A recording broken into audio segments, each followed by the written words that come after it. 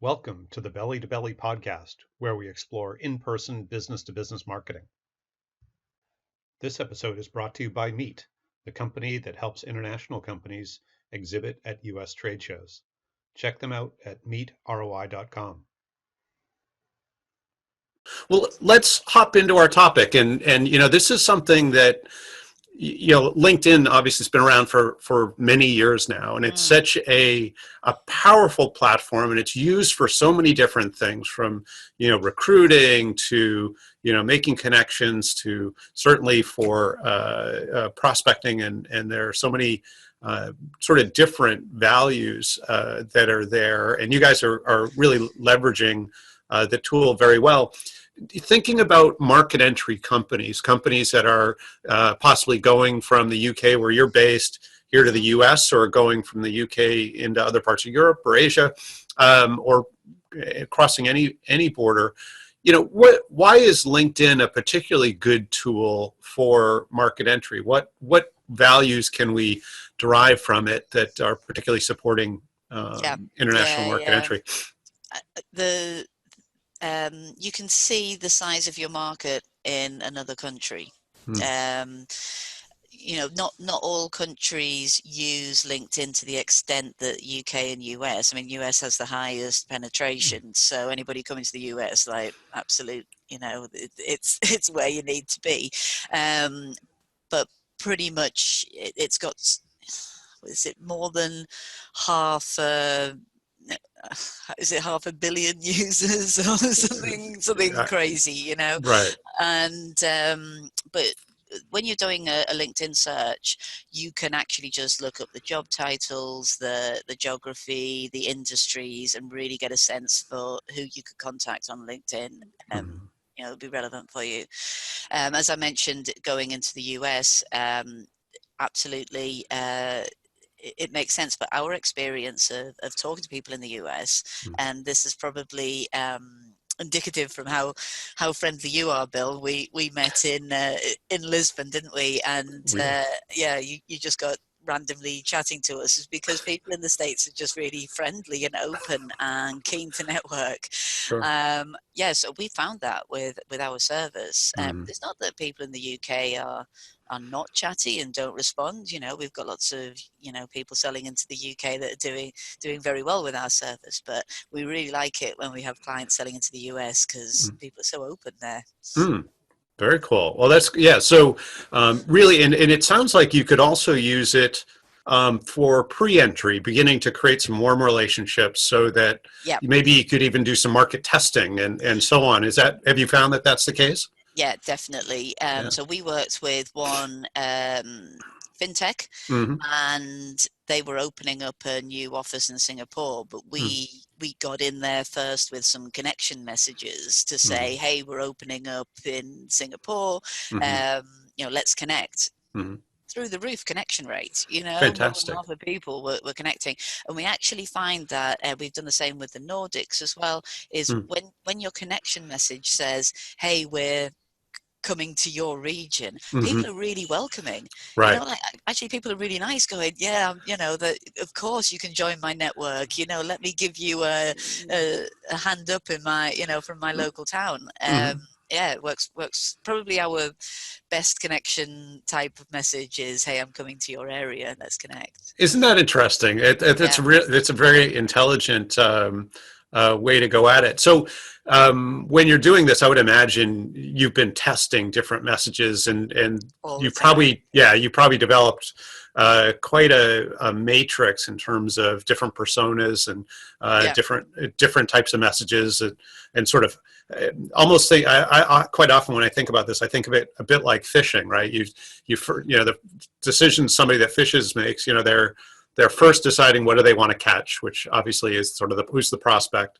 But then they figure out where they're going to go fishing, and then, of course, what bait they're going to put in the water. And if you sort of figure out those three things, it all seems to line up pretty well. And I would imagine LinkedIn creates a really good place to do some, not just the connecting, but really testing and coming up with a system, sort of in a process a lot, so that as a company, particularly thinking about market entry, it's one thing, sort of to go, expand from the UK or whatever country to another, but then to be able to do it to 50 more countries Yeah. is a whole nother endeavor, right? So, and you Yeah. want each one to work better and more efficient and all Yeah. that. So I Yeah. would imagine that's maybe a neat opportunity as well, is to really systematize. Yeah, it is. It is. And you can make so much difference. Mm. You know, you can basically have your network, you can have your potential customers Mm. in, like, it's like they're in the room with you, you know, like you're Right. talking to them regularly and you're not actually in their country yet, you know. Mm-hmm. It's you're acting like you are, you know, but Mm-hmm. you haven't gone to that expense of opening up a new office. You're just Right. talking about the fact, hey, I'm here, I'm coming. We have one client who is based in Iceland, Yep. and wanted to grow the business in Denmark, you know. A couple of hours away, but different time zone, you know, 2 hours difference in time zone, you know. So Sure. and you know, now we've been able to grow the network. So what she was doing was going to meetings, you know, and it would be like once a month, Mm. heading over there, going to meetings, and we would be setting her up with those meetings each Mm. time. And now she's actually moved there, and her kids have started school in Denmark. And so yeah, actually being part of that journey is quite exciting for us at Pitch One to One. Yeah. You know, but it's meant that she's been able to open up that office with far less risk. Yeah. Right. Yeah. She's already established. Oh, that's wonderful. Yeah, and well, and certainly it's always good when your customer acquisition sort of funds your market entry. Yes. It gives you a lot more flexibility for sure. Yeah. Yeah. So that's fantastic. So let's switch gears a little bit. Let's hop into talking about both sort of the individual profiles and the company pages. And I would imagine there's quite a bit of sort of testing and science that have sort of gone into developing that. And as I look at people's profiles or company pages, they're really in.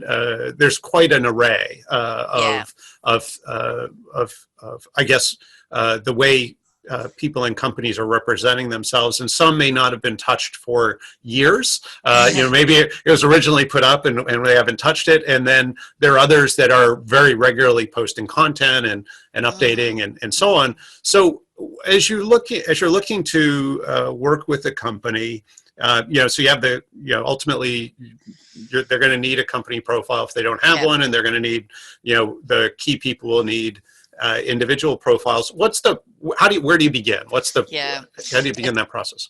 You definitely begin with the personal profile. So it's a lot easier to connect up with a personal profile than it is to get people following your company page. So we always work with the approach, build the personal relationships, and then at a point in time, ask them to follow your company page. So people will naturally find your company page through you being more active, which from a sort of branding and marketing perspective can feel a little bit like the wrong way around. You know, you think that perhaps the brand should come first, but on LinkedIn, it definitely has to be personal profile.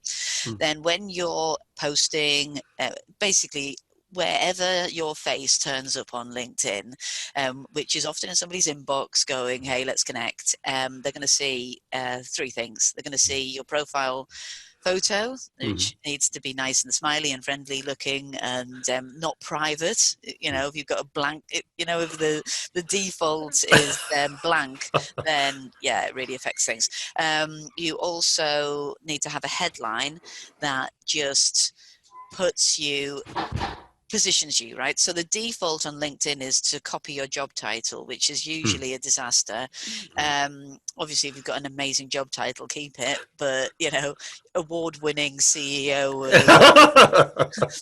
the best company in Europe now coming to the States would be quite a good one. We normally think of headlines in different ways. One, if you've got a really great profile, like a little bit of bragging, or how you help the target audience, or perhaps your sort of company, therefore personal mission. So that, think of those sorts of things for your headline. And then the thing that we test the most is the connection message. So not forgetting your connection message cuts off. So you have to click read more, and you just we always send two versions. even though your instincts or your previous experience is telling you this one will work better. Sometimes your instincts are wrong. And so it's always worth testing, even if it's just like a tiny word change once you're getting really optimized. But you can only do that if you're actually monitoring who got what, which message, and who connected on that. So yeah, it's a really important thing to do if you're going to be doing this at scale, because otherwise you could just be bouncing the wrong messages off people. Right. So you're tracking every message that goes out in terms of who it went to and what message do they get, and then the What results of happened? that. Absolutely. Yeah. Fantastic. Yeah. We're always looking at delivery action, something we've done, fan activity, something they've done, Yep. and measuring those against each other. But then on the profile, somebody's a bit more interested. They're going to have a look at your full profile. So then you've got your background photo, which is often blue. So if you're showing that you are an expert speaker, then have you speaking. If you're showing that you are a brilliant workshop taker, then have yourself in a room so that people can imagine you doing what you do best, and in your role. Obviously mine is now going to change to us on this podcast. You're taking a screen grab.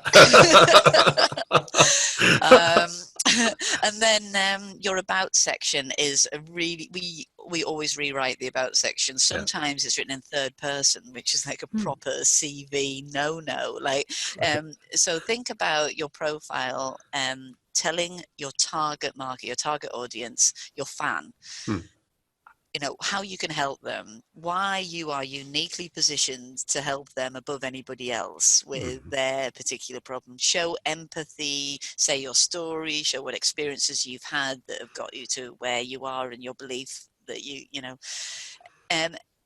can talk about awards and things like that, but it's more about a story. And also remember that half the people are going to read this on their mobile phone. Short sentences, get rid of the big paragraphs of text. And then I've got no proof about how important recommendations are. But I think that if somebody's getting a little bit further down the pipe and they're thinking that they might want to work with you, having like somebody who's in the last 2 months a client of yours saying how much you've been able to help them, it must go a long way. It's quite sort of anecdotal, my experience on that, but I think that's an area that is really under used at the moment. That's interesting. Yeah, it certainly makes sense, and I would imagine it's a bit like the online restaurant or service provider reviews, in that most of us that look at those reviews are certainly looking at the number of stars, but we're also looking at the number of reviewers, right? And so, is this enough so that it's reliable in terms of the review of this person? And recent, somebody who was your boss 5 years ago saying that you were great to work with is not going to be that helpful to your customers. But talking about the company page, I think company pages is like one to watch for LinkedIn, and it's about putting the groundwork in now, because they are bringing in features all the time on the company pages. They seem to be really focusing their efforts on that more than groups. We do use groups, and it's a conversation trigger for us. Join our group, thanks for joining, I noticed you did this, start a conversation. But the company page, getting a follower is really quite difficult. So if you're an admin on your company page and you see that little line, that box that says invite your connections, because that turns up and then it disappears. So make the most of that while you can. Whether it disappears because you make the most of it or not, I'm not too sure, but I didn't want to take the risk of not making the most. Because they're bringing in over the next few months the ability to do LinkedIn Live on your company page. So this is an application process that you go through now, so you can do live video on your company page.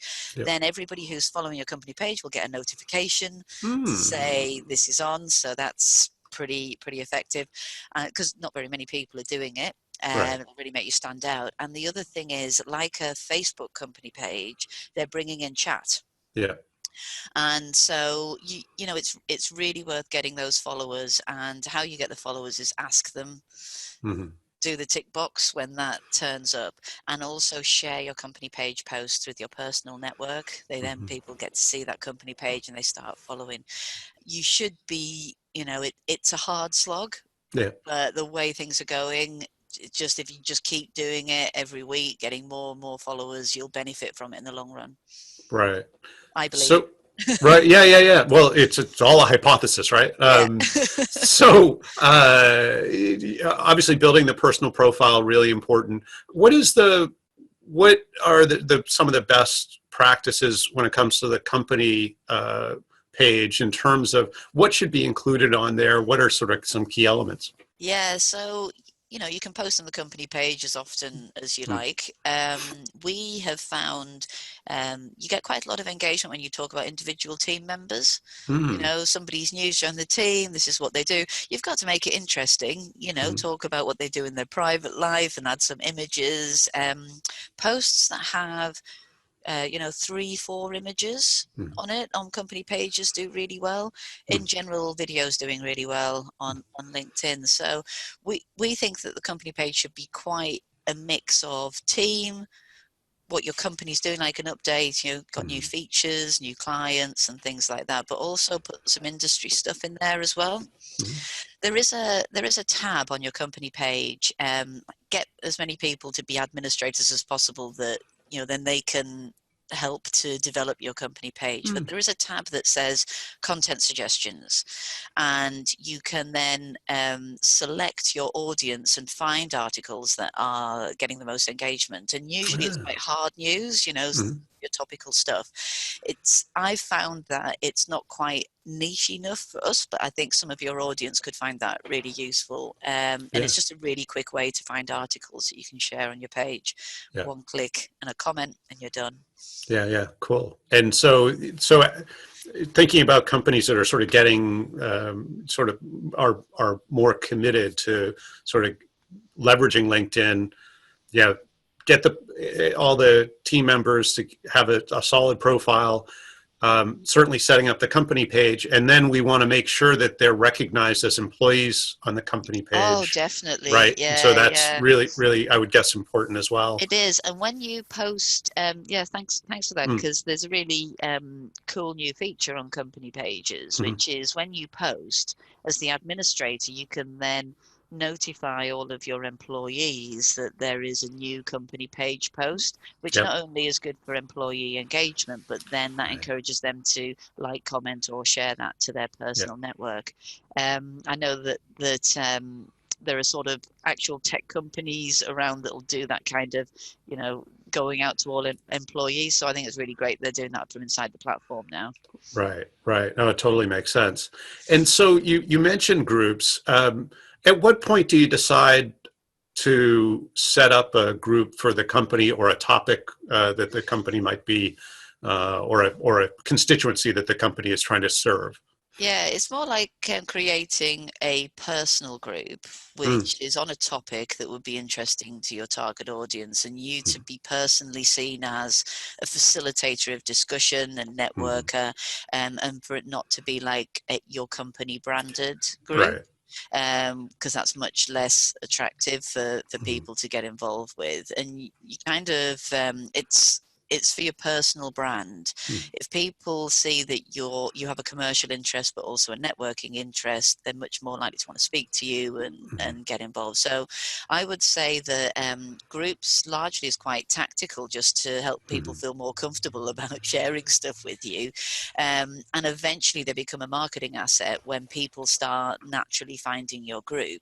mm. And certainly, you know, our groups that are 2 years old, we're getting to that point now, but it's been a lot of hard work, and I would say that LinkedIn isn't helping us with groups at the moment. We're I would suggest that you have to be prepared to put the work in, and for it to be really relevant to your business Mhm. in order to start a group. You might be better off spending more of your effort on your company page, the way things are at the moment. Got it. Got it. So leverage those key resources. And Yeah. I would imagine, though, participating in strong groups that other people have Yes. built is probably an interesting tactic. Yeah, it is. And yeah, I mean, the groups where lots of different people are posting are the ones Yeah. that are more interesting and people are getting Mm, more engaged with. So, of course, I think it comes down to the kind of content. So, people mm, hate you promoting your company in groups, obviously, but you can completely promote your company in an implied way through a really good quality piece of content. And mm-hmm. so, as long as you're, it does really go back to your marketing department or the content that you're generating. Is it relevant to that target audience? Are they going to get value from it? And then share away. Mm, So you can join up to 50 groups. mm, That's a lot of sharing, and all you need is for the group owner to recommend it. Then it's going to come up in your notifications. As one key thing is to try to come up in notifications. mm-hmm. Lots of people are looking at what's happening because that's where they're getting updates from their network. Right. And a key thing we're doing to get into notifications is getting trending on Mm-hmm. LinkedIn.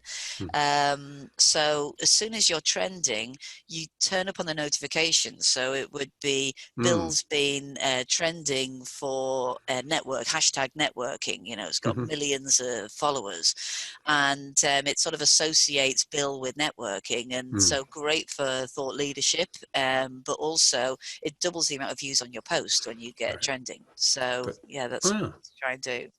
very, very cool. Thank you for joining us on today's podcast. Feel free to reach out if you have any questions or we can be of any service. Like us if you'd like to stay in the know on current episodes.